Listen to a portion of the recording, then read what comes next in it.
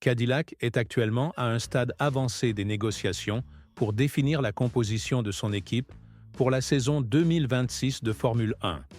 Et selon les dernières informations, les pilotes seraient pratiquement choisis. Dès le départ, l'intention claire de l'écurie américaine était de recruter au moins un représentant des États-Unis afin de renforcer l'identité nationale du projet. Cependant, au fil des discussions, cette idée initiale a été partiellement révisée.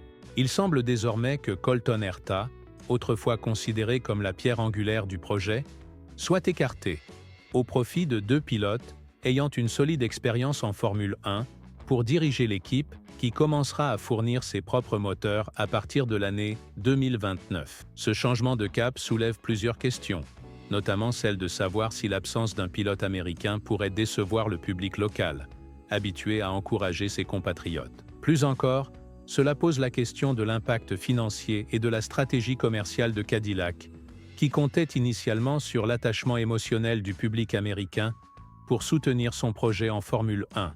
L'annonce de l'entrée d'une 11e équipe sur la grille a été accueillie avec grand enthousiasme par les fans et les médias spécialisés, générant d'importantes attentes. Ce n'est que maintenant que les discussions concrètes et les accords commencent réellement à se concrétiser. Grâce à une analyse minutieuse du marché et des performances, Cadillac a commencé à explorer des options au-delà du profil initialement envisagé. Ces alternatives le semblent extrêmement prometteuses.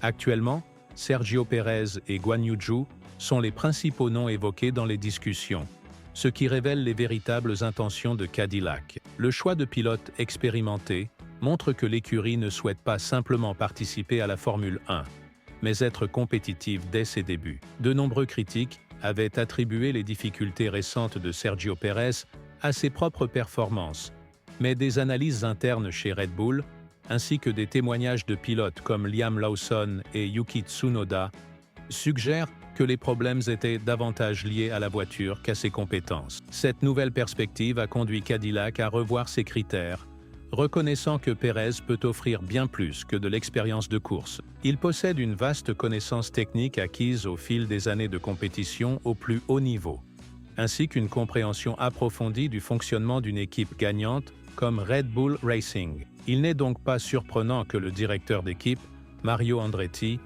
ait souligné l'importance d'avoir au moins un pilote expérimenté pour guider l'équipe à ses débuts. Outre Pérez, Cadillac a également envisagé d'autres noms respectés dans le paddock, tels que Valtteri Bottas, vainqueur de 10 Grands Prix, et Daniel Ricciardo, pilote charismatique et populaire. Cependant, l'Australien a déjà clairement indiqué qu'il n'envisageait pas de retour complet en Formule 1 pour le moment, rendant son recrutement peu probable. Pour le second baquet, beaucoup pensaient que Colton Herta serait le choix naturel. Il incarnait le projet de construire une équipe véritablement américaine. Pourtant, Cadillac semble avoir décidé de privilégier l'expérience en Formule 1 au détriment du symbolisme patriotique. Il convient de rappeler que Sergio Pérez est techniquement nord-américain, puisque le Mexique fait partie du continent nord-américain, ce qui pourrait atténuer la perception d'un écart par rapport à la promesse initiale. Un autre facteur en faveur de Pérez est son immense popularité, notamment lors des événements de Miami,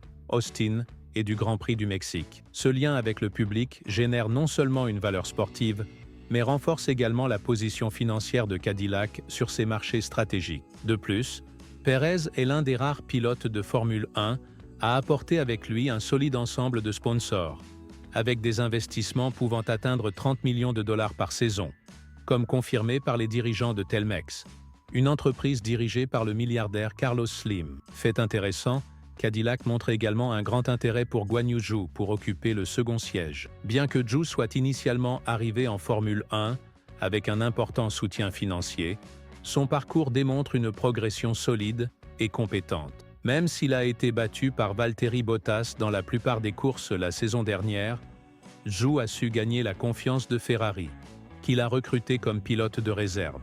Preuve qu'il est toujours considéré comme un talent précieux dans le paddock. Son expérience avec les moteurs Ferrari constitue également un atout technique important. Avec les nouveaux règlements de Formule 1 axés sur le développement des groupes motopropulseurs hybrides et des systèmes de récupération d'énergie, sa connaissance du fonctionnement interne d'un constructeur comme Ferrari pourrait être déterminante pour Cadillac, qui utilisera des composants de la marque italienne dans ses premières années. Juan Pablo Montoya, ancien pilote de Formule 1 et voire respecté dans le monde du sport automobile, a commenté la future composition de Cadillac, affirmant que le choix de Sergio Pérez et Guan Yu Zhou serait extrêmement judicieux. Selon Montoya, la familiarité de Zhou avec les systèmes Ferrari serait un atout précieux pour accélérer le développement de Cadillac, leur offrant un avantage concurrentiel considérable face aux autres équipes du milieu de grille. Il est important de noter que l'enthousiasme initial autour de Colton Herta a cédé la place à une évaluation plus réaliste. Actuellement engagé dans l'Indy 500, Herta a récemment expliqué que sa passion pour la série américaine était immense et qu'il ne considérait pas la transition vers la Formule 1 comme une décision facile. Partir signifierait abandonner des relations professionnelles et personnelles construites au fil des années, ce que le jeune pilote n'est pas prêt à faire de manière impulsive. Herta a également déclaré que l'opportunité de courir en Formule 1 lui avait toujours semblé lointaine et incertaine, ce qui l'a amené progressivement à ne plus en faire une priorité dans sa carrière. Cette attitude réduit considérablement les chances pour Cadillac de le voir devenir la figure de proue de son projet américain.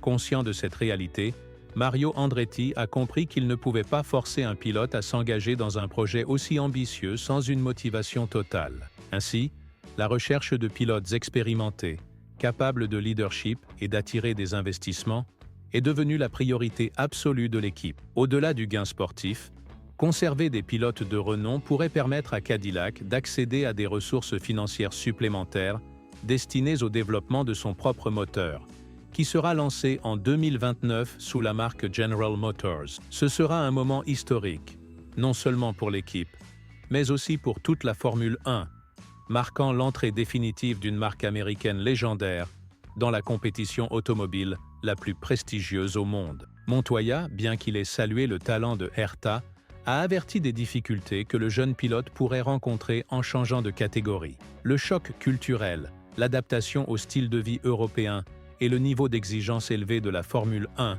pourraient constituer de sérieux obstacles à son épanouissement en tant que pilote.